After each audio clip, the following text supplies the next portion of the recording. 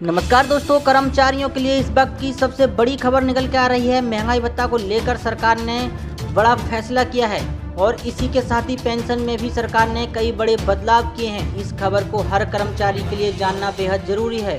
महंगाई भत्ता, रिटायरमेंट और पेंशन को लेकर बहुत ही बड़ी खबर है, जो कि सभी केंद्रीय कर्मचारियों, राज्य कर्मचारियों और पेंशनरों को जानना बहुत ही जरूरी है। सभी कर्मचारी इस खबर को ध्यान से देखें। इस वीडियो में 6 बड़ी खबर हैं जिन्हें आप विस्तार से जानेंगे, तो सभी खबरों को पूरा देखें। तो जान लेते हैं आज की पहली बड़ी खबर। नौकरी पेशा वर्ग के लिए बड़ी राहत की खबर है। जी हां, मोदी सरकार ने सरकारी कर्मचारियों की परफॉर्मेंस के आधार पर लिया है ये फैसला। अब होगा ये काम।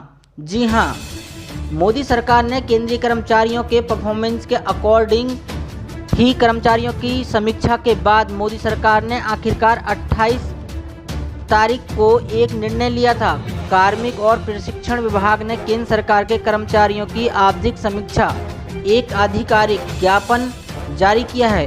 प्रशासन को मौलिक नियम FR 560 1L और CCS पेंशन नियम 1972 के नियम 48 के तहत मजबूत करना है।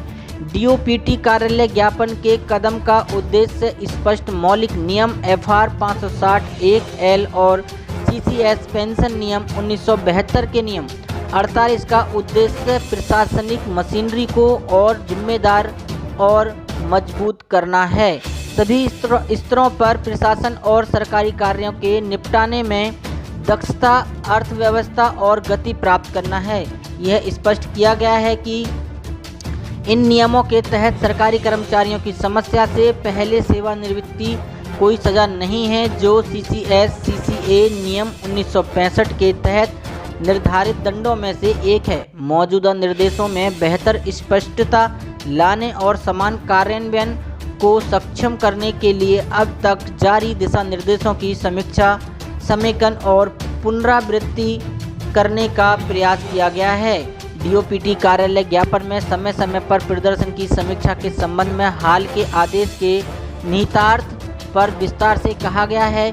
उचित अथॉरिटी को एक सरकारी कर्मचारी को सेवानिवृत्ति करने का FR 56J, FR 56L या नियम 48 1B CCS पेंशन नियम 1972 के तहत पूरा अधिकार है, यदि यह जनहित में ऐसा करने के लिए आवश्यक है। ऑफिशियल मेमोरेंडम में कहा गया है, सरकार किसी भी समय जब सरकारी कर्मचारी 50 या 55 वर्ष की आयु प्राप्त कर ले या 30 साल की सेवा पूरी कर ले, तो उसे सार्वजनिक हित में रिटायर किया जा सकता है।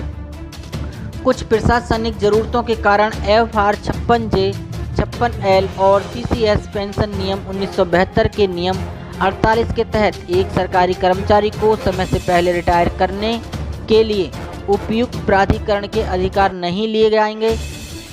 इसलिए इन नियमों के प्रयोजनों के लिए एक सरकारी सेवक की समीक्षा तब भी की जा सकती है जब वह FR 56J द्वारा कवर किए गए मामलों में 50 या 55 साल की उम्र प्राप्त कर चुका हो या उसके बाद FR 56 के तहत सरकारी सेवा के 30 वर्ष पूरे कर चुका हो।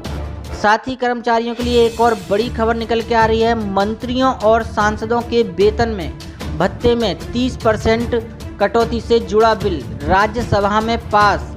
कोविड-19 से उबरने में खर्ची जाएगी ये रकम। जी हां, राज्यसभा ने मंत्रियों के वेतन एवं भत्तों से संबंधित संशोधन विधेयक और सांसदों के वेतन भत्ते में 1 वर्ष के लिए 30% की कटौती करने के प्रावधान वाले विधेयक को शुक्रवार को मंजूरी दे दी है।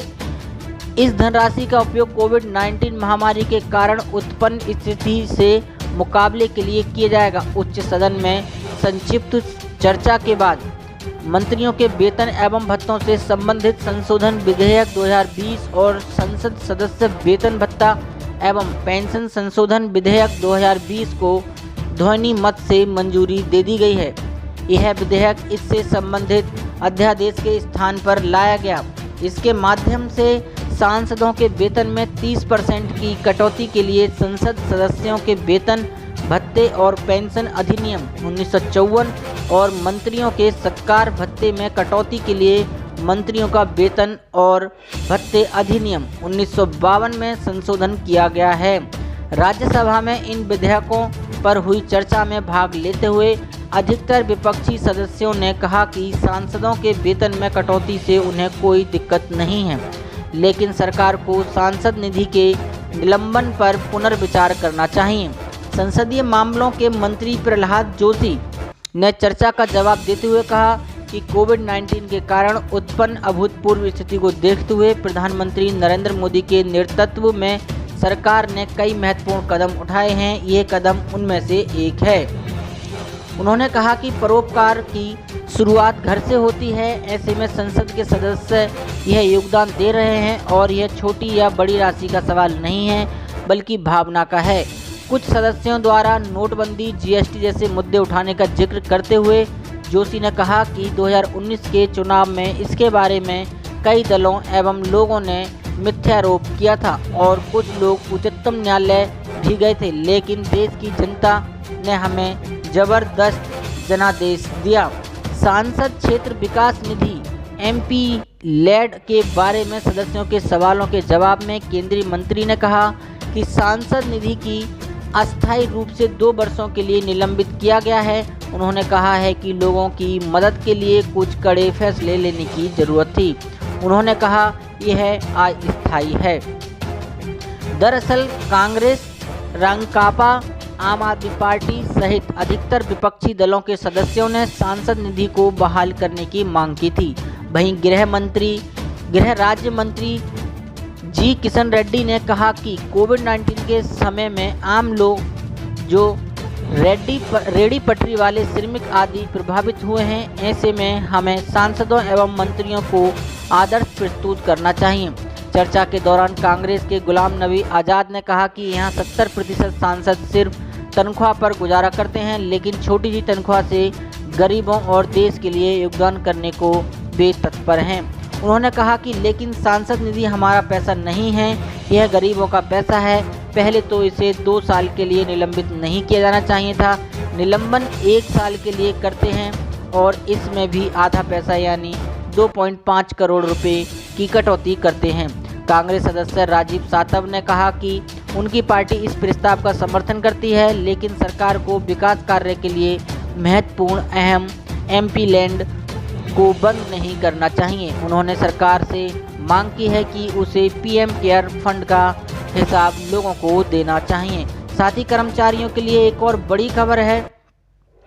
सरकारी नौकरी को लेकर योगी सरकार का बड़ा फैसला। जी हां, बेरोजगारी को लेकर उत्तर प्रदेश में योगी सरकार काफ़ी आलोचना झेल रही है। विपक्षी पार्टियां भी सरकारी नौकरियों के अटके पड़े रिजल्ट और युवाओं के लिए नई भर्ती नहीं निकालने को लेकर हमलावर हैं। इस बीच उत्तर प्रदेश के मुख्यमंत्री योगी आदित्यनाथ ने रोजगार के क्षेत्र में बड़ा कदम उठाते हुए आदेश दिया है। लोक भवन में शुक्रवार को अफसरों की बैठक करते हुए योगी आदित्यनाथ ने सभी विभागों से तत्काल खाली पदों का ब्यौरा तलब कर लिया है। उन्होंने कहा कि अब तक हुई 3 लाख भर्तियों की तरह ही पारदर्शी तरीके से अगले 3 महीने में भर्ती प्रक्रिया शुरू करें। CM ने कहा कि 6 महीने में नियुक्ति पत्र बांटें। बताया जा रहा है कि इस संबंध में 21 सितंबर को CM योगी जल्द ही सभी आयोगों और भर्ती बोर्डों के प्रमुखों से इस संबंध में बैठक करने जा रहे हैं। सरकारी भर्तियों को लेकर CM योगी ने कहा है कि जिस प्रकार UP लोक सेवा आयोग एवं अन्य सरकारी भर्तियां हुई हैं, उसी पारदर्शी एवं निष्पक्ष और तेजी से अन्य भर्तियां कराई जाएं। इस संबंध में योगी आदित्यनाथ के ट्विटर हैंडल से ट्वीट किया गया है। ट्वीट के माध्यम से कहा गया है कि सभी विभागों में रिक्त पदों के सापेक्ष नियुक्ति प्रक्रिया को शीघ्र पूरा करने के लिए विभागों को रिक्तियों के आंकड़े कल तक यानी 20 सितंबर तक उपलब्ध कराने के निर्देश दिए गए हैं। चयन प्रक्रिया में शुचिता और पारदर्शिता हमारी नीति है और इसे प्रत्येक दिशा में सुनिश्चित किया जाएगा। हमारे युवा साथियों में प्रतिभा है, क्षमता है, मेधा है। वर्तमान प्रदेश सरकार सभी को बिना भेदभाव के समान अवसर उपलब्ध करा रही है। सभी विभागों में रिक्त पदों पर चयन की प्रक्रिया शीघ्र प्रारंभ होगी। उनका प्रयास है कि आगामी 6 महीने में सभी विभागों में चयन प्रक्रिया को संपन्न करा लिया जाए। बता दें अब सरकारी भर्तियों में 1,37,000 पुलिस भर्ती संपन्न हो चुकी हैं। वहीं 50,000 टीचर और 1 लाख से अधिक अन्य विभागों में भर्ती हो चुकी है। यही नहीं, कोरोना कालखंड में भी 1.25 करोड़ लोगों को रोजगार देने का दावा किया गया है। साथ ही नौकरी पेशा वर्ग के लिए राहत भरी खबर है। ESIC देगा वेतन का 50% भुगतान, अधिसूचना हो गई है जारी। जी हां, नौकरी पेशा वर्ग के लिए यह राहत भरी खबर है।